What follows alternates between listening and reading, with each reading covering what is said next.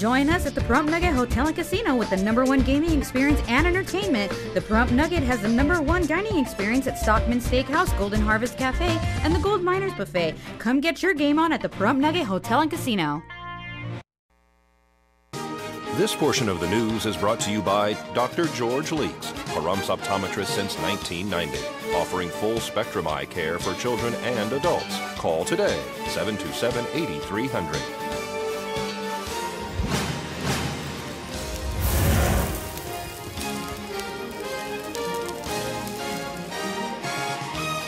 Welcome back to News 46. Senate Majority Leader Harry Reid says a letter containing ricin or another poison was sent to the office of Senator Roger Wicker of Mississippi. Reid did not say when the letter was sent. It's customary for mail addressed to congressional offices to be screened at an off-site facility. Lawmakers were informed of the fact at a closed-door briefing about the Boston Marathon bombings. Now here's Deanna O'Donnell with your entertainment this week. Deftones bass guitarist Chai Cheng died Sunday morning, 5 years after a car crash left him in a coma. He was 42 years old. Cheng co-founded the Deftones, a Sacramento, California alternative metal band, in 1988. Cheng and his group won a Grammy for Best Metal Performance in 2001. Cheng suffered major injuries and was left in a coma following a November 2008 car crash in Santa Clara, California. He was driving with his sister when they collided with another car, sending his vehicle to roll out of control. The bassist was not wearing a seatbelt and was ejected from the car. His sister was wearing hers and only sustained minor injuries.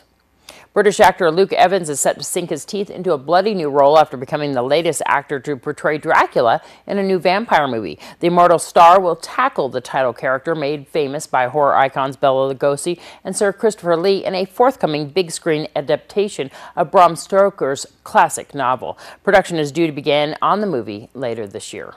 Jonathan Winters, the wildly inventive actor and comedian who appeared in such films as It's a Mad, Mad, Mad, Mad World and The Loved One, he also played Robin Williams' son on the TV show Mork and Mindy, has died. He was 87 years old. Winters died Thursday evening of natural causes at his home in Montecito, California. Winters was known for his comic irreverence, switching characters the way other people flick on light switches. Fox has removed from its website a recent episode of Family Guy, which showed mass deaths at the Boston Marathon. A doctored version of the clip, which made fun of Monday's terrorist attack at the marathon, has been circulating online. Fox Broadcasting refused to comment, but Seth MacFarlane, creator of the Family Guy cartoon, condemned the hoax in a Tuesday tweet. The episode showed the main character, Peter Griffin, mowing down other runners with a car in a bid to win the marathon. The online hoax spliced together two clips from the original episode. The hoax showed Griffin appearing to trigger explosions with his cell phone while depicting the scene of bloody carnage when he drove his car through the runners. I'm Deanna O'Donnell. That's your entertainment this week.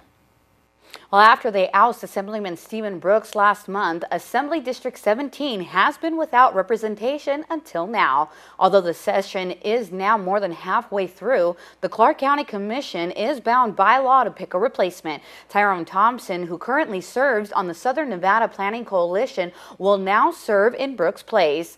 Brooks was expelled from the Assembly March 28th after fellow lawmakers testified that they didn't feel safe with him in the legislative building. He was arrested twice and hospitalized for a mental evaluation before the move and arrested again in California hours after the expulsion. Angela Miles brings you your Today's Business news with today's Business Brief.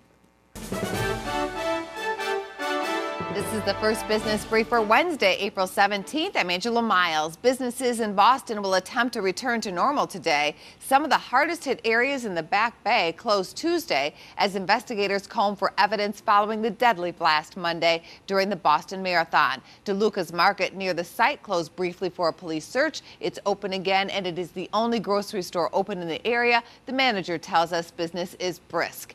Con artists are already popping up on the internet with phony charities trying to make a buck on the Boston tragedy. Some are using Facebook and Twitter. One way to avoid a scam is to check up with a phone call. A food fraud scandal is discovered in Europe. A commission found 5% of beef is tainted with horse meat. There's no immediate danger to consumers, but stricter measures are planned. That's the first business brief. I'm Angela Miles.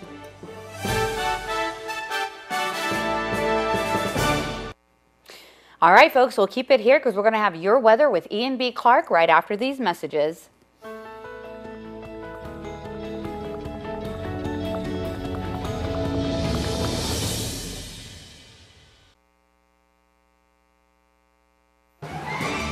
News 46 weather is brought to you by Healthcare Partners Medical Group, with 5 locations in Pahrump, local doctors and professional staff providing total care from infancy to seniors. News 46 weather is also brought to you by your local dairy farmers. Dairy products are very important in maintaining a healthy body. For more information, you can visit their website at nevadadairycouncil.org. Well, today it's been cold and windy. Sunny skies, mostly sunny skies, 62 for your high. Winds coming out of the north at 14, gusts at 28, making it even colder. Pressure 30.09, staying steady, UV index at 8. Low humidity 14%, 6:07 a.m. sunrise, and record high 97 degrees in 1989. Tonight, we're going to have clear skies, 40 degrees. We might actually have a chance of breaking that record low. So winds north-northeast at 11, gusts at 16. So wind chill will make that probably even colder. Humidity 23%. Sunset 7:20 p.m. Record low 40 degrees there in 1976. Tomorrow being Thursday, we're going to have sunny skies. It's going to start to warm up there. So 68 there for your high, 44 for your low. Winds north at 9, gusts at 13. So those are going to slightly calm down as well. 15% humidity, 6:06 a.m. sunrise, and UV index at 8. So what we're going to see is an incremental pickup in temperature or highs. So Thursday, upper 60s, Friday, 70s, and then finally stabilizing by Saturday in the 80-degree range.